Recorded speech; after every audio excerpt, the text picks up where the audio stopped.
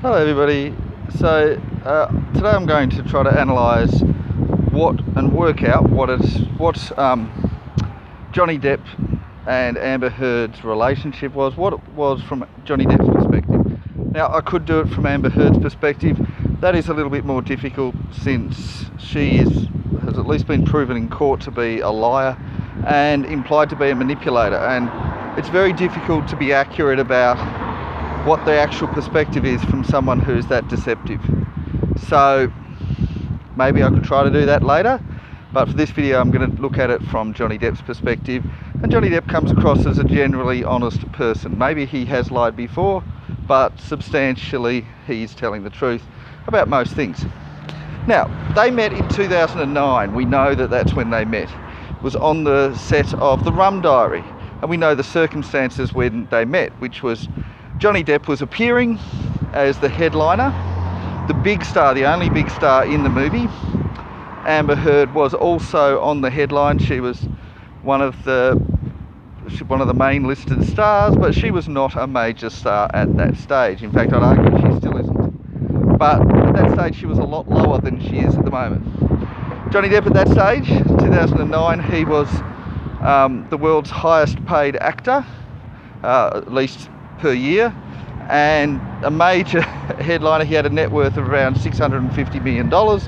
Amber Heard had a net worth of, well, who knows, maybe $20,000. You know, it wasn't really registered.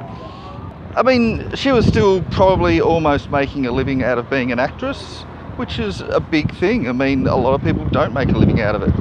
And so, you know, I don't want to say she's absolutely hopeless, but she's not at the level where she was commanding big bucks and making lots of money out of it. So, certainly not at that stage.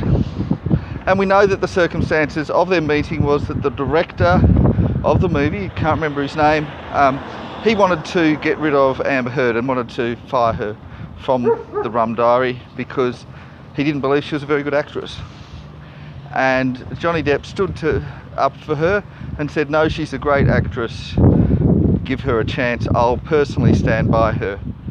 And that was how they met, and that was also presumably how their romance began. And now at this stage, we know that Johnny Depp was married to a French model, a fashion model by the name of Vanessa Paradis. She also is a singer. And he'd been married to her since 1998, so 11 years by that stage, and they had 2 children. Johnny Depp's only 2 children.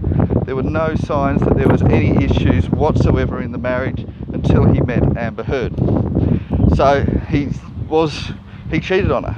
Now they say, oh well, they broke up first and then they got together, but that doesn't make any sense. So I'm going to say that they started some kind of a relationship in 2009. Now Amber Heard, for her part, she was calling herself Amber Van Ree in relation to her girlfriend, Tasha Van Ree, who she referred to as her wife. Now they were not legally married. I believe at the time it was possible for women to marry each other, but Amber Heard for whatever reason chose not to. But she still called it her wife. And Amber had a public image of being gay. She was a gay rights activist. That was her thing. So who was the bigger cheater? Johnny Depp cheated on his wife, you know, on an actual proper bona fide marriage, whilst for 11 years, mother of his children with no issues, at least none that anyone was publicly aware of. And whilst Amber Heard cheated on her girlfriend, someone who she had already before that been arrested for hitting and had no children with, and only been together for a year. So on that scale, Johnny Depp was the one that was doing the bigger betrayal.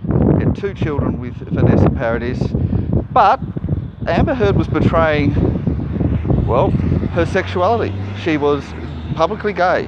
She wasn't bisexual, she was straight gay. Well, not straight gay, she was completely gay. And that was, not only was that her public image, but that was her persona. That was what was getting her gigs. So if she was with a man, even as a bisexual, it would diminish her ability to get a job. So that was the sacrifice she was making. And of course, I went over in a previous video how it seems that Johnny Depp was manipulated into getting her jobs to make up for what she lost, because she was no longer a lesbian, could no longer say, oh, I'm gay, get me jobs because I'm gay, which as of 2009 would get people jobs, or would get her jobs at least. But she could no longer do that because she'd shown she wasn't gay, or at least at best she was bi, and she may well have been lying about the whole thing. So that damaged her credibility in terms of being a gay rights activist and all of that. So what I think happened there, so it's pretty obvious what happened as far as their romance is concerned, which is he felt that the director was being unfair, so he stood up for her, thinking the director was a bully. Now this is what we sometimes refer to as a damsel in distress / knight in shining armour moment. Now, I've talked about this, most women do not behave like that. The vast majority of women will never behave like that in their entire life. Now, but women who behave badly, this is one of the common tricks that manipulative women, evil women, bad women do this. And they do it when they don't have any respect for the man. They get him to rescue her. This is a very bad trait. This is not a good thing to do. And I don't know how many percent of women do this, or how many percent of women have ever done this, but the majority don't do it. If you see somebody doing this, that is a sure sign that they are a bad person. Maybe they can justify it and they're good in other ways, but regularly doing this, well, it's not a good thing, and it's not a good start to a relationship. It demonstrates Amber Heard being a manipulative person. Now, of course, she didn't ask the director to pick on her, but it feels as if she manipulated the situation to get him to take her side and to get him to support her, and therefore start a relationship, cheating on his wife, or she was cheating on her wife, and the manipulation started from there. So that tells me that is completely consistent with what we know of her being a bully, completely consistent with what we know of her being a liar and a manipulator. And from that point, we can imagine there was probably some sex on the set. Well, probably not on the set itself, but perhaps in the caravans, whatever. Probably in his, because she probably didn't have one because she wasn't famous enough. But he would have had one, and she could have gone into his trailer and, you know, done whatever on the side. He would have said, oh, this can never happen again, and she'll say, sure. And then use that.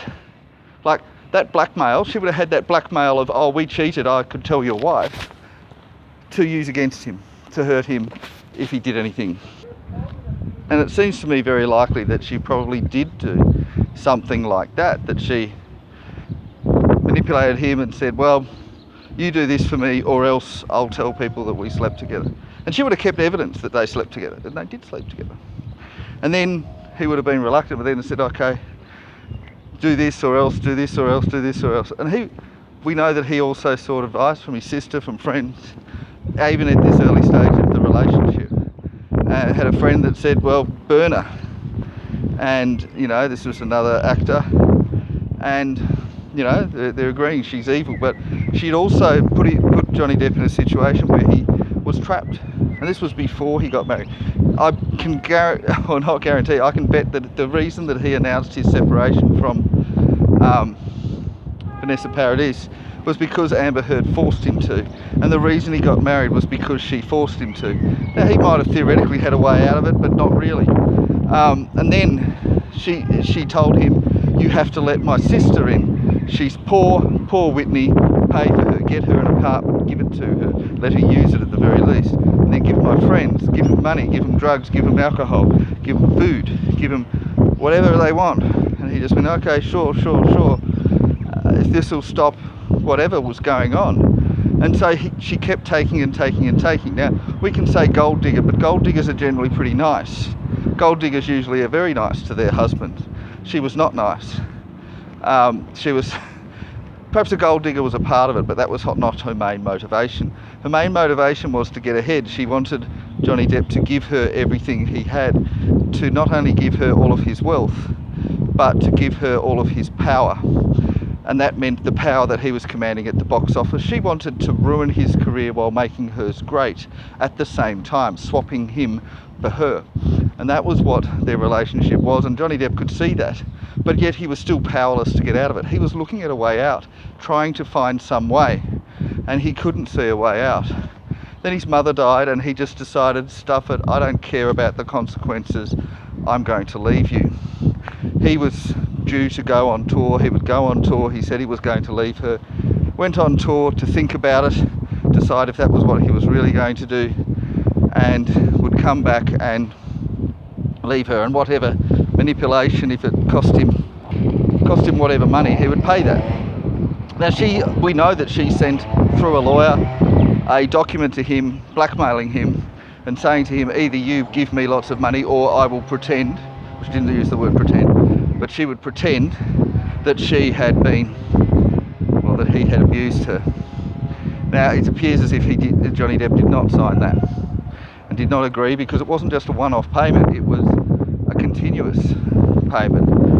So much money every month, every week, every year, not only to her but to her friends, and to give her the use of 6 of his apartments.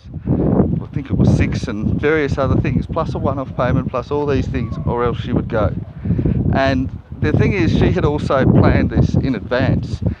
She had been plotting throughout their relationship that if he ever did anything, she would use that against him. She knew full well that women were believed, and that it didn't matter how dishonest they were. They could say there was domestic violence and people would believe them. She knew that would work, and she had planned that just to make sure. So that was always the thing, well, one of the things. It wasn't the only thing that she had against him. Not an actual claim of domestic violence, but a threat of it, a manipulation to force him to do what she wanted. And he was living constantly in fear. So the end of the relationship in a lot of ways was a relief to Johnny Depp. Even though she had done it in a nasty way and cost him part of his career, that was still better than living with her. And yet he still didn't feel that it was fair. And once that whole thing finished and he's realised that she's truly gone, and now she's ruining other men's lives, such as Elon Musk and James Franco, he then realised, well, this needs to stop as well. And he tried to get to a situation where he could undo the damage. And you can tell that in the fact that he sued the newspaper rather than Amber Heard herself, and he could have sued both of them together in the UK, that was a stage where he believed that the newspaper had lied and that Amber Heard had been telling the truth. The reality, as we now know, and as we probably should have known then, was that she was lying to the newspaper and the newspaper was telling the truth. At least the truth as they understood it. And he eventually wised up and sued her by herself. And that became the US trial, and that was successful. Had he sued her in the UK, he would have won that. But he couldn't believe that she would have lied about this many things, and yet she had. Anyway, that's my analysis of their relationship. Let me know what you think in a comment. Bye bye.